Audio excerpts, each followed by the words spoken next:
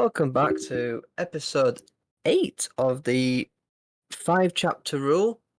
This week we're covering the legendary Moonlight Sculptor.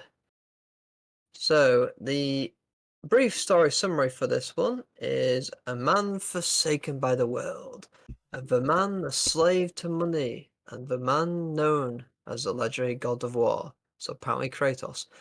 In the highly popular MMORPG, Continent of Magic, with the coming of age, he decides to say goodbye. But the feeble attempt to earn a little something for his time and effort ripples into effects none could ever imagined. For a series of coincidences, his legendary avatar is sold for 3.1 billion won, which is quite a lot, bringing a great joy to him, only to plunge him into despair at losing almost all of it to a vicious loan sharks. With revelation of money through gaming, he rises from the abyss with a new-found resolve and steps forward into a new age of games, led by the first ever virtual reality MMORPG, Royal Road. This is the legend of Li Hun, on his path to becoming emperor, with only his family-loving heart, his boundless desire for money, his unexpected mind, his diligently forged body, and the talent of hard work backing him. I like it says with only, and then it just lists like a crap ton of things, but regardless. So you've read this one before. This was the first time I've ever read I this got one. to about chapter 120-ish. That was ages ago, yeah. So we'll focus on the first 5. It starts off with him just getting an ID because he wants to be able to work. He sees the game Royal Road and he's like, "Oh, that's an interesting game. I used to play games." So then when he gets home, he's got his elderly grandma, and he's telling her that he can now work to provide for him. Because it doesn't state in chapter 1, I think it's like chapter 2 or 3, that his dad, when he passed away, left a hell of a lot of debt. Well, not a lot of debt, it's just that the loan shark that they left the debt to had stupidly high rate of inflation. Or what is it? Yeah, it was. I think he only owed like the 90 million won. 100 grand or something, yeah. But then it escalated. Yeah. So then when he's at home, he's like, "Oh, I wonder what my old account's worth." So he tries to sell it. Turns out that account is the best account in the entire server. At level 1,000 or something. So he sells that to everybody. I do find it funny that he makes a killing out of an old character. I'd tell you what, that would be brilliant if I could just go back to an old MMO and sell my character and make millions. Like the creators of that game that he's selling it from advertised it in such a way because it'd be a real good advertisement for the game. So that's why it went stupidly high. So then he gets all his money, puts his grandma in a nice hospital because she's ill. Then the loan sharks come back and take 3 million of his, 3 billion of his 3.9 billion won off him. Yeah. So then, partially out of spite and revenge, he says to the loan shark, "If I can make much more money, what's going to happen?" So he makes a deal with the loan shark guy that he'll become his underling if he can make an extra 3 billion in 5 years. I did laugh at that. So what he does is, straight after that, he devotes one of the 3 years, or is it, I think it's either 3 or however many years, he devotes one of the years to dedicated training, train his physical self, because apparently from the instruction guides he's read, that correlates into the game. Oh yeah, cause that made me laugh. Yeah, because it's a virtual reality kind of system. Yeah. Because it doesn't explain a lot of things in the game. Players have to work it out, which comes into it later. Then he logs in. Apparently, it's got 49 races. You get 29 beginner races, and he wants. And he's classes, not races, classes. He says he's wasting electricity, so he doesn't choose his beginner class. So he just gets warrior. it made me laugh because like it's been written in such a way to make sure that you could just keep on making new stuff up no matter what. But yeah, you could never make a game like this. But no, fantasy and all that. And so then, I'm just going to go over a brief summary of the first 5 chapters, then we'll randomly discuss stuff. Mm. So the first thing he does is the manual tells him to go to the training school, so he does, just so you can get small buffs. But all the players say it's a very stupid idea because it's basically not humanly possible. Because you need to hit a scarecrow for 10 hours without rest to get 1 strength point, and no normal humans can do that. So he's like, bet I'm gonna do it. Yeah, basically, if anyone watches RuneScape videos, he's basically settled that YouTuber who just spends about 22 hours grinding one thing to level up stuff. Yeah. Yeah, he's basically that guy. So I don't think I mentioned he's named his character Weed because that's what his original character's name was called. Why weed of all things? It probably means more in Korean, but direct translation might not always work sometimes. So then, because he's diligent in his training, the teacher of the school, the swordsman school, asks him randomly out of nowhere if he likes to sculpt, and it starts the Sculptor quest, which explains why no one's got the Sculptor quest before. Because to get it, you need high friendship with the instructor, which no one's going to do because they need to spend 10 hours training per day. Well, just to get 1 strength point. Yeah. So then that's how he starts his quest of getting the Sculptor class. And then that's how Chapter 5 ends.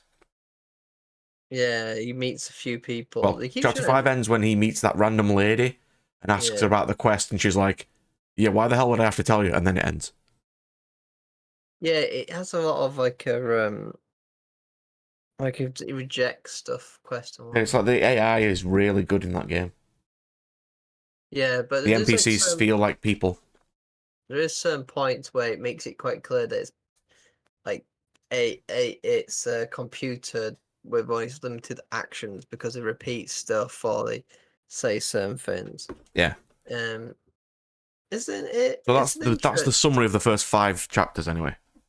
Yeah, I mean it's not too bad of grabbing you in, I guess. For the first 5 chapters, it's not the most sucking in, you know what I mean? It's not bad considering it's based on, what is it, a novel? Yeah, but quite a lot of mangas there.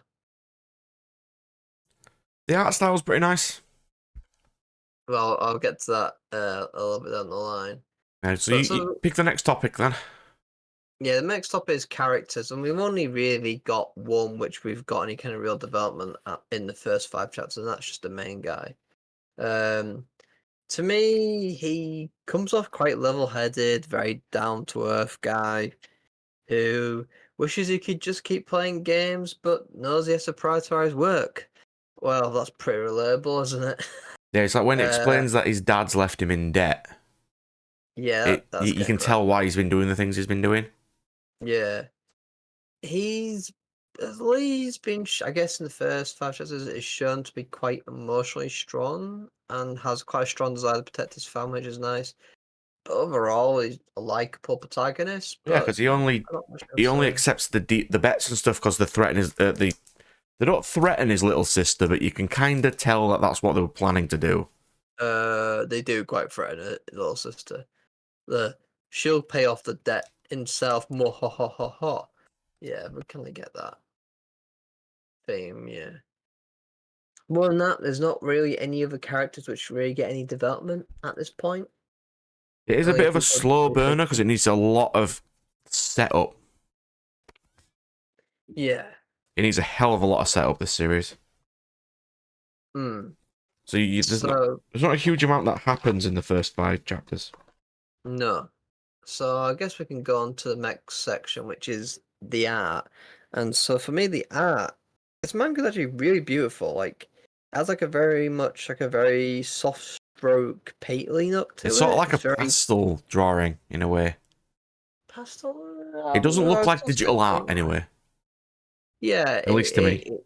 it doesn't look like it stands out from pretty much most manga and manhwa.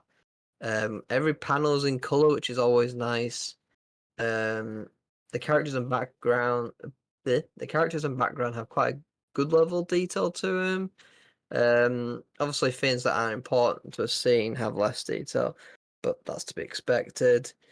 And we do get some nice high detail pictures for specific scenes, so that's quite good. So overall, the art is really, really good. I do know we did look this up. Partway through the manga, the artist does change, so it goes from this very unique art style to a more standard webtoon kind of art style later down the line. So I can't remember what chapter something that to be is, but aware yeah, of. it does eventually. It's a shame because, like I say, it is a very unique art style. Can you think of any mangas that have a similar art style to this? Not specifically off the top of my head, but there probably is a few that are similar. Mm. Oh, hang on. No. Oh, what's it called? Just carry on. I'll remember it in a minute. What, the artist? No, I'll remember one that's a very similar style. Ah, well, it is a shame that it didn't continue. But it probably was quite a lot of work. Just looking at the author, I'm trying to look for the artist. Apparently the artist did a manga called Planet Blood, and Oxide too. I don't know what they are, but it seems that Moonlight Sculptor's gone through like multiple like adaptions. Yeah, because I think the So, first one came out in ages ago, and then they sort of remade it again, sort of like Overgeared. They did the same thing. mm.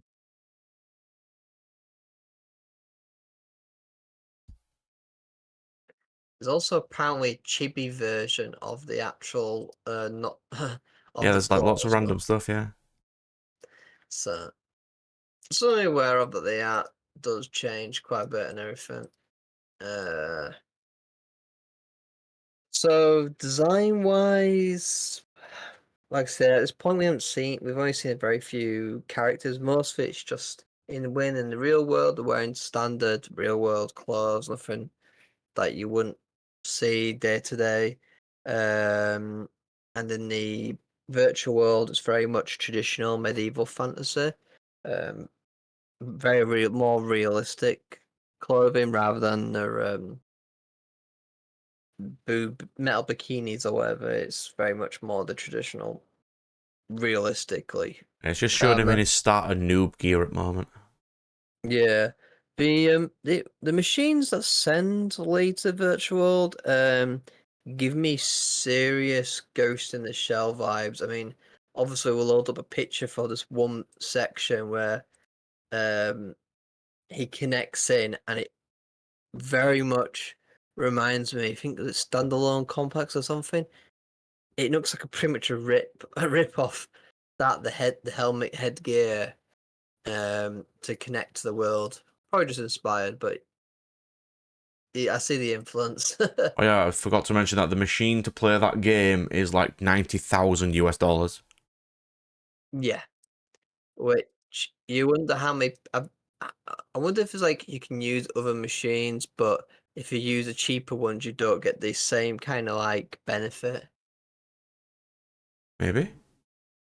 That would make more sense, wouldn't it?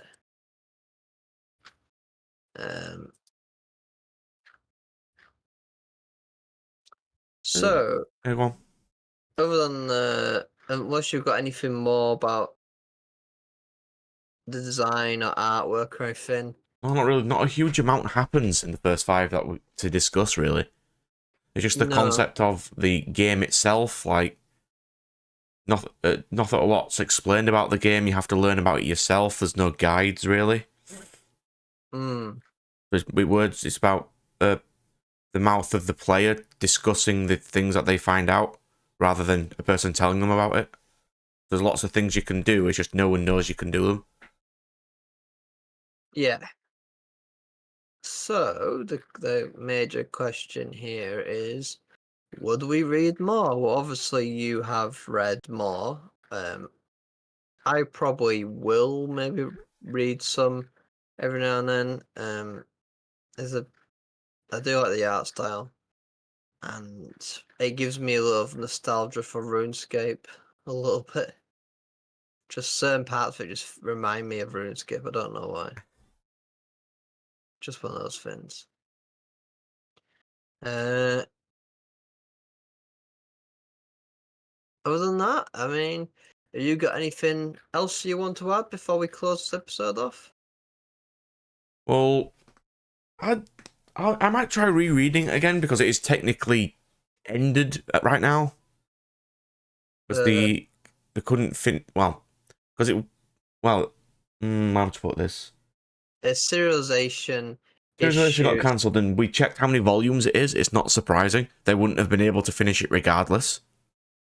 Yeah, it got to 57. It's 57 books. No one's going to adapt 57 books into webtoon format. Oh no, I think they've already have adapted. Well, yeah, adapted some of it, but it seems like the novel maybe also stopped. Some about serialization issues with the company or whatnot.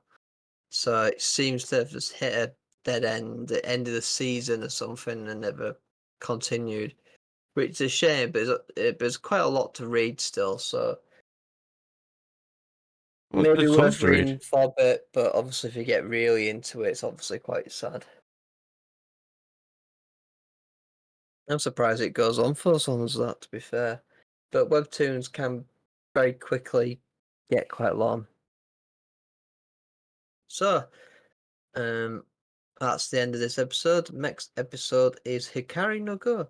Hikaru no So Go. until then, goodbye. See ya.